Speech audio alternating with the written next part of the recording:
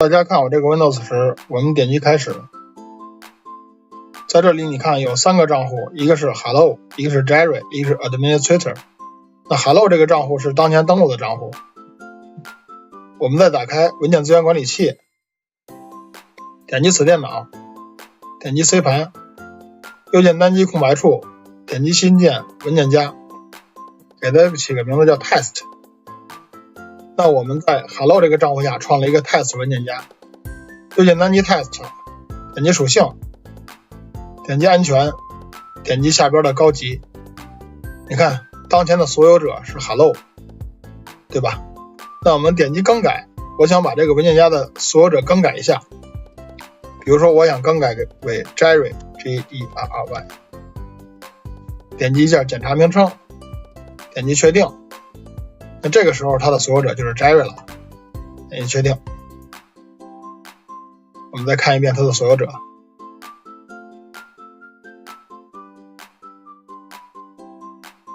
，Jerry 没错。但这样更改可能比较麻烦，你需要点好几步，对吧？右键单击打开属性，点击安全，点击高级，到这里还得点更改，对吧？那有没有什么简单的办法呢？那你看现在这个 Test 文件夹已经是 Jerry 所有了，可是我们登录的用户是 Hello。 那我们有一个简单的方法，就是右键单击这个文件夹，这里有一个 Take Ownership 这么一个菜单，点击一下它，点击是，它就会执行一些命令。那这个时候我们再看它的所有者有什么变化。你看它的所有者又变成 Hello 了，因为我是在 Hello 当前这个账户登录的情况下，右键单击的这个 Test 文件夹，然后点的 Take Ownership。 那这个 Take Ownership 这个菜单是我新添加到这个右键弹出菜单里面的。那具体是怎么添加的呢？这个视频我就给大家演示一下。那我们看一下，我们现在这是 Test 文件夹，右键单击，这个菜单里没有 Take Ownership 这个菜单项。我们如何在右键菜单中添加这个菜单项呢？我们只需要运行下边这个文件，它是一个注册表文件，我们可以点击查看，点击显示文件扩展名，你看它是 R1 结尾的，我们只需要双击它。它问你要允许此应用对你的设备进行更改吗？注册表编辑器，我们点击是，然后它会说添加一些信息到注册表里边，问确定要继续吗？问你信任不信任这个来源，我们点击是。这个文件中包含的项和值已经成功添加到注册表中，点击确定。这个时候我们在右键单击这个 Test 文件夹，你看这里就有 Take Ownership 这个子菜单了。那这个文件对我们的 Windows 注册表都做了些什么改变呢？我们只需要右键单击这个文件，点击编辑，它就会用记事本打开这个文件。那这个文件最开始这行话的意思是 Windows 注册表脚本文件的开头标识，表明这是用于编辑注册表的文件，且适用于 Windows 2000及以后续版本。系统借此识别并应用文件中的注册表配置信息。这段代码是用于删除注册表中存在的特定的键。那在这里边呢，主要是删除这个注册表项下的 Take Ownership 和 Run As。因为如果我们要重复执行这个文件的话，这个键是已经创建过的，所以说我们在第2次执行甚至第1次执行之前呢，先把它删除掉。那这段代码是用于创建 HK Classes Root 星 Shell Take Ownership 相关的设置。这些设置呢是针对所有类型的文件的设置，中间那个星代表所有类型的文件，上边是菜单项的设置 Take Ownership， 下边就是我这个菜单要执行的命令，在这儿的这个命令。那我们可以打开注册表编辑器来看一下 HK Classes Root 星 Shell Take Ownership， 这个就是那个右键单击那个菜单项的设置。那下边这个 command 项呢，这个就是我们在单击这个子菜单项的时候，它真正执行的命令，就是把这个文件的所有者改为当前登录的用户。那我们现在来看下边这2块代码。那这块代码呢，就是创建 HK classes root directory shell take ownership 相关设置，主要针对文件夹右键菜单的相关配置。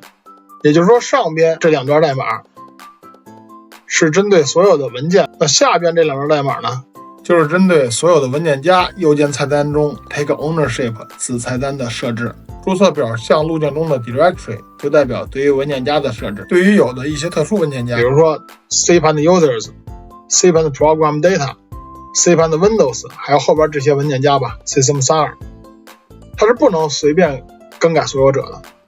所以说它对这些文件夹做了一些过滤，就是如果一个用户想把这些文件夹的所有者更改的时候，它是执行不了的。那我们也来看看注册表里边这些项的相关信息的设置。选中 Ctrl+C， 打开注册表编辑器，在这个地址栏里边 Ctrl+V 拷贝项回撤，那它就直接打开了这个 HK classes root directory shell take ownership 这一项。你看右边就是这一项的一些设置，下边就是当我们在文件夹上右键单击 take ownership 时候执行的命令。那我们再来看最后这2段代码。这2段代码是创建 HK classes root drive shell run as 键相关设置的，主要针对磁盘驱动器如 C 盘、D 盘右键菜单的相关配置。那也就是说，对于一些磁盘，比如说系统盘 C 盘或者 D 盘，右键菜单里边是不应该有这个 take ownership 的，所以说这个设置就是做这个用的。上边就是设置磁盘驱动器哪些磁盘可以有 take ownership 子菜单，哪些磁盘不能有。下边就是在这个磁盘驱动器的这个 take ownership 菜单要执行的命令。那我们现在打开注册表编辑器，来查找一下这个路径。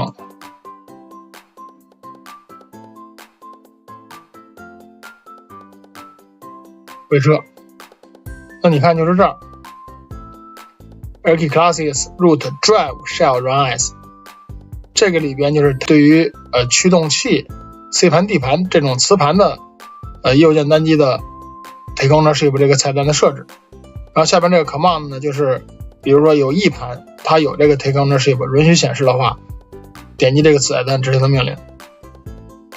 好，那现在这个注册表编辑文件我就介绍完了。那我们来大家看一下，我们点击此电脑 C 盘是不允许有 take ownership 的，我们右键单击，你看这里果然没有 take ownership 这个子菜单，对吧？我们点进去 C 盘的 program files 也是被过滤掉的，可以看一眼啊。C 盘的 program data、 C 盘的 Windows、 C 盘的 users， 这儿 C 盘的 program files， 对吧？这一些文件夹你看都没有 take ownership， 对吧？ Windows 也没有，对不对？那比如说这个我创建这个文件夹就可以有 take ownership 这个子菜单，这个文件也是可以有的。如果大家想得到这份文件的内容，我会把内容发到我的会员文章里，大家登阅成为我的会员就可以查看。好，这个就是这个视频的全部内容。希望大家点赞、关注、订阅成为我的会员，我会为大家制作更多的精彩的会员节目，帮助大家解决问题，让大家增长更多 Windows 使用的技巧和知识。谢谢大家观看，再见。